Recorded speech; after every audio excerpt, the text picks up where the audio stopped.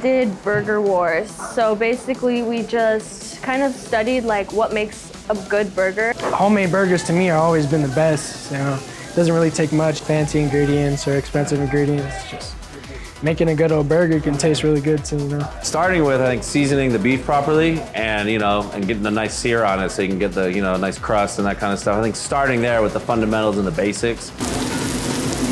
The juiciness of it, the flavor of it, like how you season it is important. It was a little stressful trying to figure out a plan and how to design it and like what sauces to go with and other plans with other teammates. How well you toast the bun or the proportions of the meat versus the bread, because you don't want to get a bite that's all bready and you know what I mean? So there's so many different things, but I think starting with just the basic fundamentals of balance, seasoning, and cooking the patty well.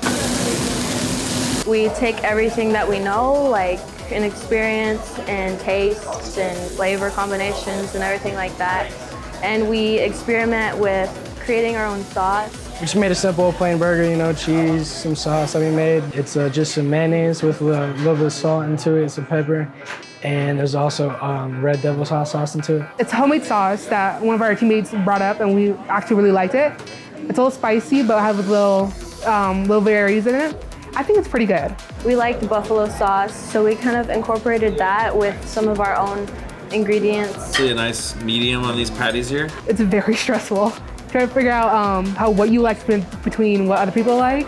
I try to figure out the amount of seasonings, how much to add, how much not to add. Sauteed onions? Yeah. I think we definitely felt the pressure because like someone's actually gonna be judging and tasting our food than just ourselves, and like we're gonna be graded on it. I just hope they like it.